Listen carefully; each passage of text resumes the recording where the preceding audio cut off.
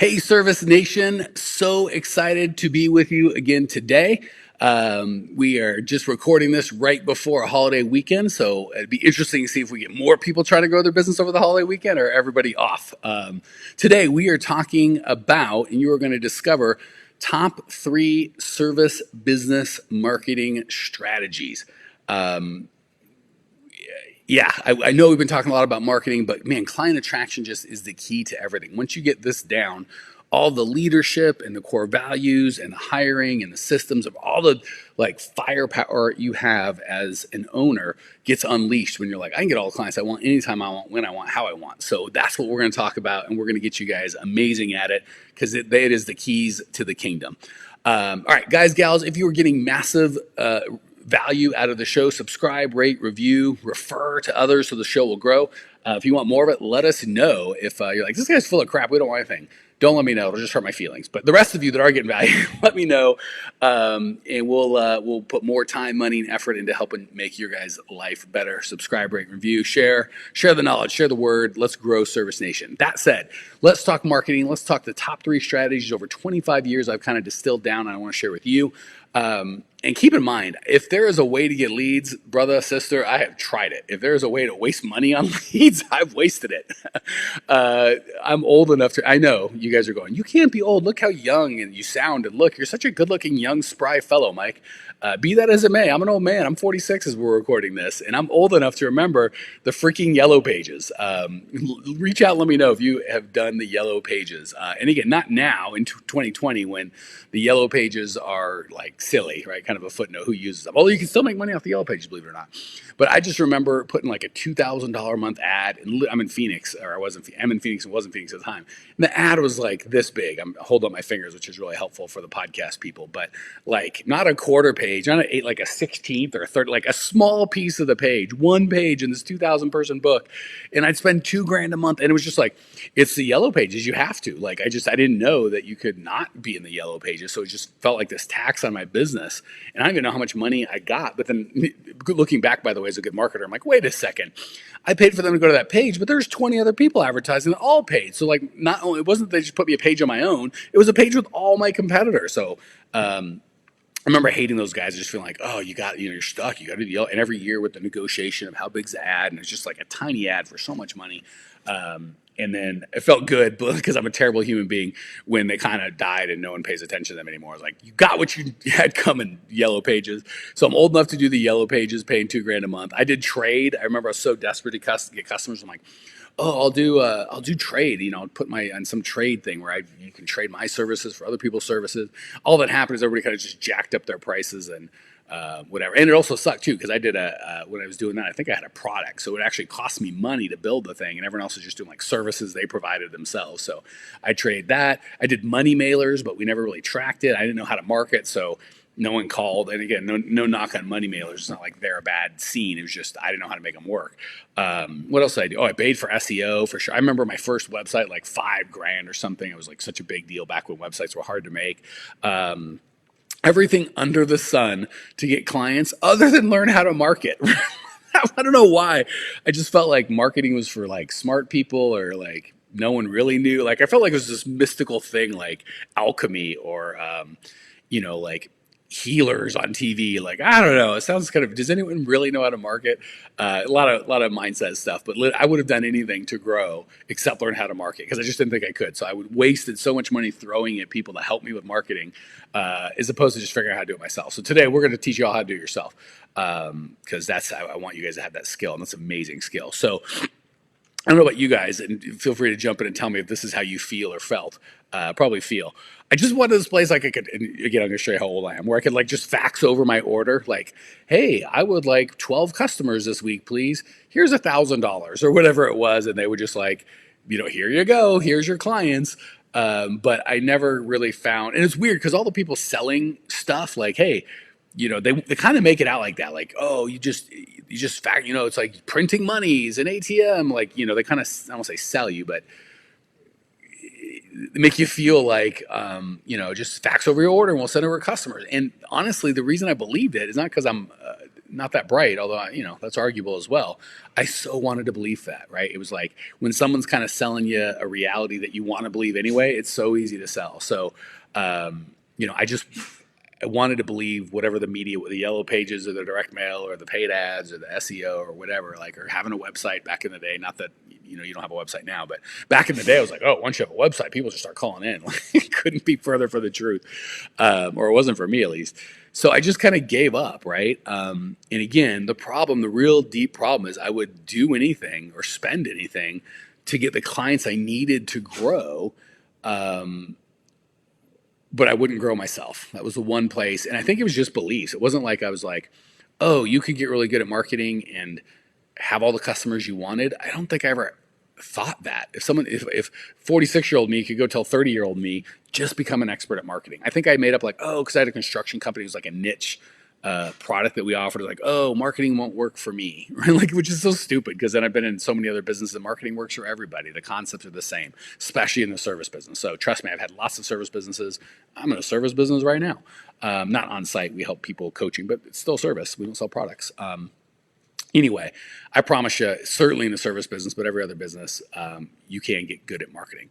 So again, the problem was I didn't realize the one skill that was the most important in business, certainly in the early stages, right? Not always, but in the early stages, was the ability to get clients, scalable, repeatable, dependable clients. My dogs are over there fighting, so they don't care at all that I'm trying to record or teach you anything. They don't know anything about marketing. They just know that they want to fight. So if you hear that, my apologies. I could be in my office and it'd be, professional, but I like here. This feels more like a fireside chat. So here's the deal. Every CEO that has gotten big, 99.9% of them mastered the skill of client attraction. Maybe 0.001% had built a platform like Facebook that was just so irresistible they didn't really have to market it. But even then, they really did. They still marketed getting people to come to their platform as opposed to someone else's platform.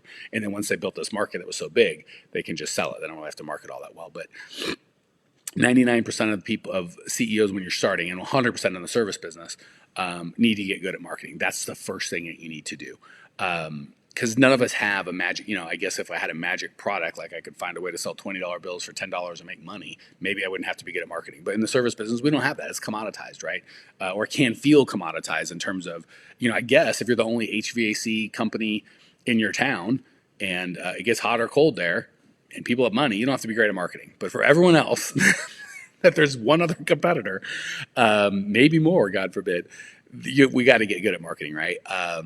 So yeah, that said, the flip side is any of you guys or us, me included, that if we can't figure out how to attract clients in a systematized, scalable, repeatable, dependable way, we're always going to struggle with business. It's never going to get easy. And the flip side is when we do figure this out, it doesn't magically solve all our problems, but holy crap, it magically solves a lot. And the ones it doesn't solve, it makes a lot better. So there's just always money, right? If you can market and get the clients you want, then you can charge what you need to charge. There's always money.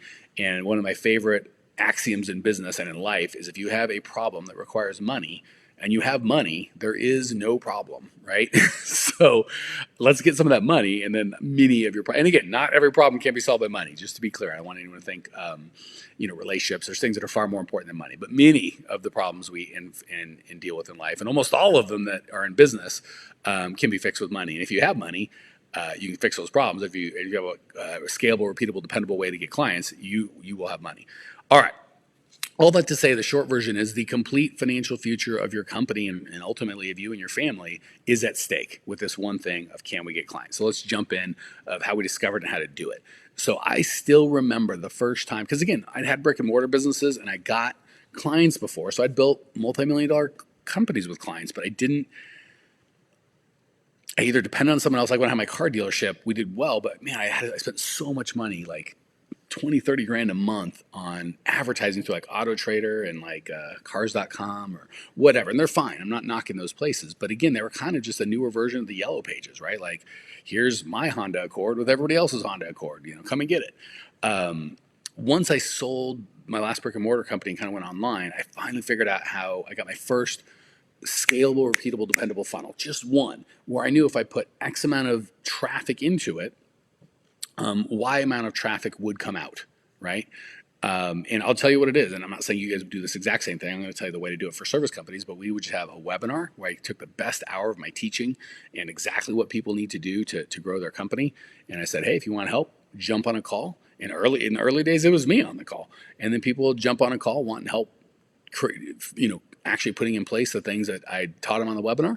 If I thought I could help them, I'd invite them in my program and they would enroll. And if I didn't, I wouldn't. I'd try and give them some other help. But I knew how many people I needed to sign up for the webinar, to get the people I needed to show up for the webinar, to get to the people that would stay to the end of the webinar, to get to the people that would book the appointment, to get the people that would show up for the appointment, to get the people I'd make an offer to on the appointment, to get the people that actually take the offer. And I could reverse engineer it. No, if it cost me $2 a head to get someone to see the webinar page, I could do all the math and know exactly how much it would cost to get me to an enrollment, a client, versus how much it cost. And once I had that math done, holy crap, I could just scale that up. I could just be like, well, and we went from spending $10 a day on Facebook to spending $1,000 a day on Facebook. And we'll talk about Facebook in a minute.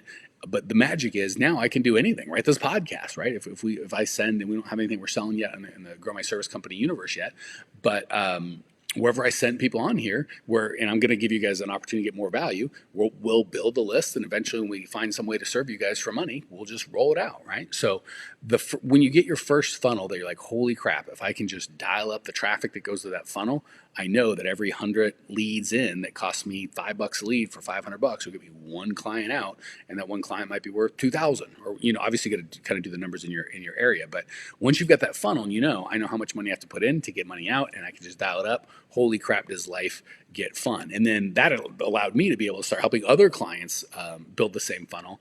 And the big switch, the big opportunity here that I want you to get is moving from media dependency, right? Like, I need the yellow pages or a newspaper ad. Again, I'm trying to give you all the old school stuff I used to do. Or, of course, Facebook or AdWords or SEO or Twitter, whatever the case may be. I'm dependent on some sort of media to just get me people to buy, which never works, to I've created a client journey that works every time. Right. And then it doesn't matter what media uses to get people into that client journey. I know how many people I need to start that client journey that will come out the other end clients. And I know how much it costs to put one person in. And I know if I have to put 20 people or 200 people in, I know that whatever it costs me to put the people in is less than it costs me to get a client out. And we're good to go. We're scaling. So all of that led me to this framework that I'm going to share right now on the top 3 things, the top 3 marketing strategies you need to make this happen. And then I'm going to give you the top 3 media or types of media that you will use to make it happen. So buckle up. Let's do this. So first of all, 3 C's. I'd made them 3 C's so they're easy to remember. Complete client clarity. This is what everybody skips. Everyone goes right to media. Well, how much should I spend on Facebook? What should my ad look like? What, blah, blah, blah. And they have no idea who their client is. Nothing makes me crazier when I've got a client and they're like, help me write my Facebook ad, Mike, or help me, I'm going to do a flyer. Tell me if this flyer's any good. And I go, great. Who's your client? What do they want? And they go, everyone's my client. They want whatever. Jessica, you are starting to be the most loyal person in the world. I owe this lady a hug. She's on all of our lives, and just so proud of you as a businesswoman, Jessica. All right. So again, that's a good thing, by the way. Find someone that's coached thousands of people to get the result that you want, and go, what do the people that are successful do? What are the people that are unsuccessful do? And then do what the people that are successful do. Let me tell you that right now. The successful people, when they come to get clients, and I ask the question, who is your client? What do they want? What keeps them up at night? What makes them miserable? What are their hopes and dreams? And you can immediately articulate who they are demographically. They're white, they're black, they're tall, they're short, they're rich, they're poor, they live here, not there. They voted for this guy, not that guy, or gal, whatever. Once you can get that demographically, and then you get the psychographic part of it, they feel this way about smoking, drinking, drugs, cursing, politics, you name it. Military. I know how they feel about it. Jessica's so sweet. For those of you live, you can read in the chat how amazing Jessica is. So that first thing of having clarity about who they are, what they want, what they believe in, what fires them up, what upsets them, what they're worried about. Once you have that, we're good to go. So step 1, which everybody skips, is complete client clarity. And if you're saying everybody's my client, everyone wants different things, then you're not going to unlock the key to marketing. The key to marketing is understanding who your client is, what they want, and then communicating that to them. So that's number 2. Crazy offer. Use that ability to know exactly who they are to create an offer that someone that your perfect client will go, well, crap, I need that, right? Here's my crazy offer. I come on and do live coaching, and I get paid pretty good for my coaching. I come on and do live coaching for free just to help you guys. That's a pretty crazy offer in terms of like, what's the catch? There's no catch. The catch is we're going to get hundreds of thousands of people listening to the show. Some of them will go, Mike, can I give you money and you'll help me even more? And some I'll say yes to. That's the catch. You're like, well, what if I don't call and I just get the show for free? Well, then there you go. It's a crazy offer, right? And I know, well, how do you know this will work? Because I know what your pain is. And I know that if I give this content, the right people that I want to help are going to go, holy crap, that's me. This guy gets me. I'll do anything to grow. I desperately need to grow. Just give me the systems and the mindset. Show me what to do and I'll do it. That's who I want. So I've got complete client clarity in who you guys are and what you want. I'm going to make a crazy offer of just giving you free stuff. And guess what? At the end of this, I'll always make another offer. And that other offer will almost always be for another free thing to give you even more value, right? So I've got a client journey that's going to be giving value one to many, giving value smaller, and then eventually giving value one to one for probably for free to make sure we're a good fit or trying to help you out. And then eventually maybe we invite someone to be a client and then we take money. So you can do the exact same thing. What crazy offer could you give your client? Even if it's a free pool cleaning, service AC, bouquet of flowers, like, obviously that's what we do in the coaching is figure out specifically what you need, but find out what they need and find a way to give it to them for free or for so cheap. They're like, well, I'd have to be crazy not to do that. So you can't get a crazy offer. That's a crazy compelling offer is what it really is. Until you have clarity on who your client is. Once you do that, here's the magic. So everybody does the offer. So there's 3 steps: the complete client clarity, the crazy offer, the really crazy compelling offers, I should say. And then the third one is continue the conversation. I'm going to tell you what that is. The problem is people skip the first and the last, which are the most important. So they don't know who their client is. And then they make an offer. It's a crazy offer, and then it's crazy they think it would work. Like, call now for a free estimate. Well, that's not compelling. No one's going to be like, oh my gosh, if I don't call now, I've got to be half a fool not to do that, right? So you need a crazy offer that really speaks to your client, which you can't do until you know what your client wants, right? So they go together. And then the third part that everybody misses, so everyone gets the offer, they just don't do it right. So they don't have clarity on who their client is. They make an offer that's, I need to think of a C word, the opposite of crazy, like boring, but with a C. I can't think of it. Sorry. But some word that starts with a C that's like a terrible crap offer. There you go. They skip the complete client clarity, and instead of a crazy good offer, they make a crappy offer, and no one takes them up on it. And then because no one takes it up on it, they don't follow up and continue the conversation, and they go, marketing doesn't work. It's because they got there's 3 steps. They skipped the first and the third, and the second one they did terrible. That's the keys of the kingdom, guys. So when you continue the conversation, this is just following up with everyone who didn't buy today. I tell you, from the clients that we have, it's probably a third, and a third. A third of them are, because for our other company that we came from, where we actually sell products and everything, or services, a third of them just met us, just went to the webinar, were like, holy crap, this is what I need, I'm ready to go, and they sign up with us. Fine. A third are like, yeah, I met you a week or 2 or 3, I don't know where. They probably saw Facebook, they don't remember where they are, but I kind of got into your universe, and you emailed me, and I'm not sure, but yeah, I want your help. And then the third are like, I've been listening to your podcast for years, and I just I wasn't ready. I didn't have the pain. I wasn't all in. So the way that we make sure we are able to serve all of those is we continue the conversation, right? Rookie marketing move or client traction move to just be like, do you want to buy today? And if they don't say yes, I'll call now for my free estimate, then we never talk to them again. That's crazy, right? We've got a list of 35,000 owners of cleaning companies that we can reach out to and serve, right? Because we continue that conversation. And guess what? Of the 35,000 people, maybe there's 1,000 in there that right now we're like, holy crap, we are desperate to change our business. Well, guess what? We only take 10 or 20 clients a month, so it's fine, right? So those are the 3. That's the 3-step framework that you absolutely have to make marketing work. Complete client clarity, crazy compelling offer, and continue the conversation. All right, now we're going to talk about the 3 best places to look for traffic. And again, I don't want to just be like Facebook, direct mail, telemarketing, because those things change. Right? And Facebook may be good today and not tomorrow, right? Google AdWords 10 years ago, holy crap, you could make money. Now it's not that you can't, but it's expensive. And so I want to give you the 3 kind of types of traffic in order of importance, so you can always build whether Facebook's hot or the next thing's hot, right? Like back in the day, Yellow Pages. If you could dominate the Yellow Pages, you could build $1 million business. Now, everyone that's under 40 out there's yelling at me or laughing at me going, the Yellow Pages. Don't be ridiculous, Mike. Trust me. Back when I'm 66, I promise we'll be talking about Facebook and how it was the big thing, and it's gone now, right? But there'll be another thing to take its place. So I want to give you the 3 types of traffic that will always work, so you guys can go. So first of all, and this is best to worst, right? So first and foremost, your current network. This is how we all start: friends, family, customers, referrals, previous customers, people that have opted in, right? So all of you guys at the end, I'm going to be like, hey, if you want more, here's the thing you can do for free, and I'll give you even more value. That would be an opt-in. You've raised your hand and said, hey, Mike, I like you. I want more help. If and when I want to sell something, I would reach out to you and go, hey, here's some crap, here's some stuff we can help you grow. So the strengths of that one is it's free, it's easy, it's the lowest hanging fruit, you have the most control. It's an excellent place to start. Love current network. We want to start early and often with our current network. The flip side is, the weaknesses is we can't really, it's not really scalable, right? It's whoever your current network is your current network. So your previous customers and your opt-in list, you can grow.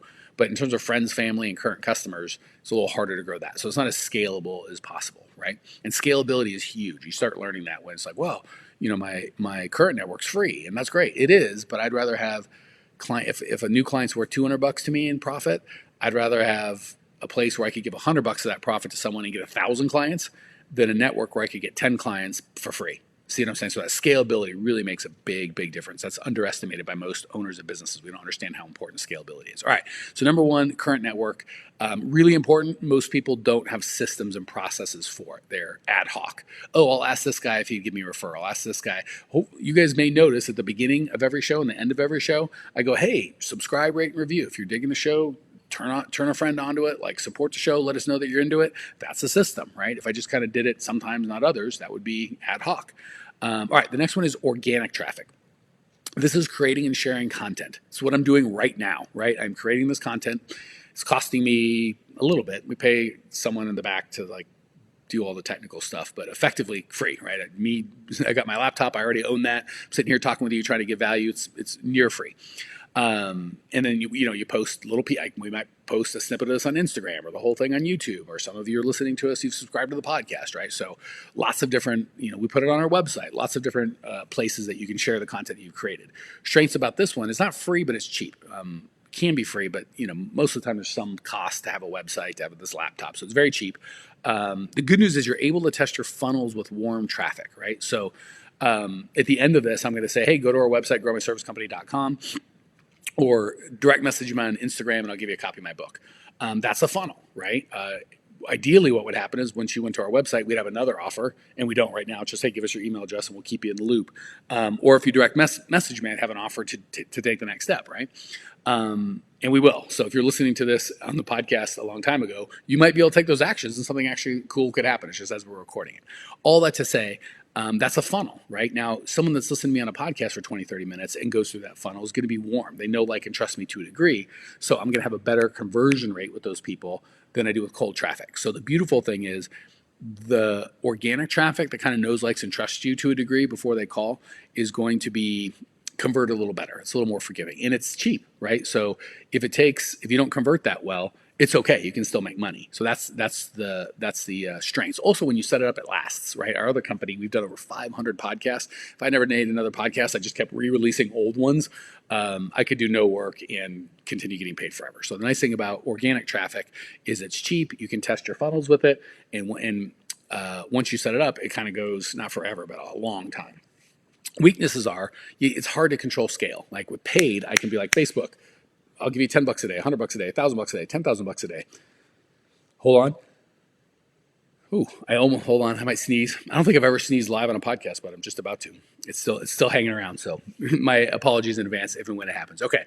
So the weakness is it's hard to control scale, and it can take a long time to get working, right? Like as we're doing this, it might just be me and Jessica out here, right? And I'm confident within a year from now, thousands of people are going to hear this broadcast. But as I'm doing it live, maybe just a couple people have heard it. So it can take, and we've been doing this podcast. This might be my 10th. I don't know, give or take. I've been doing it for a while. It feels like nothing's happening, but I've done it before. I know that 6 months from now, we're going to have a big audience. So and how do I know that? Because we're going to use the third traffic source, which is going to save it. Paid traffic. So paid traffic, we talked about Facebook ads, AdWords, direct mail, other people's email lists, right? You can find someone that sells something different to your client. If they've got a big email list, you could pay them to promote you via their email list, right? Anytime you pay for something, that's all we're doing for Facebook, right? They've assembled a bunch of people that they know like business or own a service business. I can pay them, and we will pay them at some point to have people listen to our content or just to see an ad, right? So the good thing with paid is you can start right now. So with organic traffic, you can start now, but it's hard to scale. With or I'm sorry, with your current network, you can start now, but it's hard to scale. With organic traffic, you can start now, but it takes a while to start getting customers, and it's hard to scale. Paid traffic, you can start right now, and you can scale immediately. You can be within a week or two. I could be spending $1,000 a day on Facebook on this. If I had a funnel that worked, could scale it right up and right now. So that's a big strength. It's just the most scalable, right? Once you get a funnel going that you know makes money, even to strangers, where you can put them in, they do this and then this, like that the webinar funnel I kind of laid out at the beginning of the podcast. Once you've got that funnel, you can just light it on fire with direct mail, Facebook, any traffic that works, paid traffic, you can just scale. Because guess what?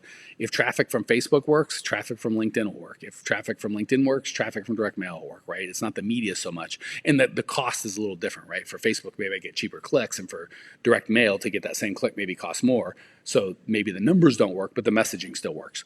The weaknesses on paid traffic is it costs money, right? Which is, it ain't free. There's less control, right? If and when Facebook shuts you down, raises prices, ceases to be important, that's that. You're kind of done with that. And man, when you turn it off, it's off, right? So organic traffic, like I said, the podcasts I made, the content I've created will continue creating people that want my help for years to come. I stopped paying Facebook today. I stopped getting leads today. So those are the that's a three-step framework to make sure marketing works: complete client clarity, crazy compelling offer, continue the conversation. And then the three places that you're going to fill that you're going to fill the traffic with is your current network, your organic traffic, and your paid traffic. The key is none of those traffic sources work until you have a funnel that works, right? This formula has helped thousands and thousands and thousands of businesses grow. It's freed me up to be able to serve you guys full time. It's amazing. Once you've got these steps in place, you'll never be slaves to one media or another. I like Facebook right now, but if that doesn't work, we'll go to Instagram because we have an audience there, but Facebook owns Instagram. We'll go to YouTube or podcast or whatever. It doesn't matter, right? Once you've got these three-step framework in place, the media isn't as important. You'll be able to scale your business, and all the other skills like we talked about will come into place. Once you've got all the clients coming in like you need, your hiring skill, your leadership skill, your ability to cast a vision, all of that becomes important. But the best vision in the world with no way to get customers is like a car without gasoline, man. It could be a Ferrari. You ain't got no gas, you ain't go anywhere. And no matter what happens with this business, you will have a multi-million-dollar skill for the rest of your life. Like I said, it was able to free me to start teaching other people how to grow a business, which has been the most fulfilling thing I've done in my whole professional career. I freaking love it, but I couldn't do it until I knew how to do it. So it is massive. It'll give you the ability to get all the clients that you want, the ability to serve at the level you were created to serve. That's it. That's the deal. All right. So like I said, here's my offer, right? And you guys can tell me if it's crazy compelling or not so much. And if it's not crazy compelling, I'll test another one. But the offer we got right now is, if you're digging what we're laying down, just direct message me on Instagram and just tell me, hey, I dig it, I don't like it. But if you've subscribed, rated, and reviewed, and referred, you can message me on Instagram, subscribed, and I'll get you a free copy of my book, I'm a Freaking Genius, Why Is This Business So Hard? 20 years of figuring out all this crap and sharing it with you guys. And also, if you are like, I don't want a direct message, I'm scared. What am I going to do? We have nothing to say. We'll say, hey, I'd like to hear from you guys. But if you're a little shy, just go to growmyservicecompany.com. You can put in your email address. My new book, $1 Million Service Business Secrets, is coming out. We'll get you a copy of that. You can subscribe to the podcast. You can jump into our Facebook group. There's a lot of free options to grow and build community at growmyservicecompany.com. So we have gone way over because I got so excited about this topic. You guys are amazing. Jessica, you're amazing. Have a great weekend, and can't wait to talk to you next week. See you.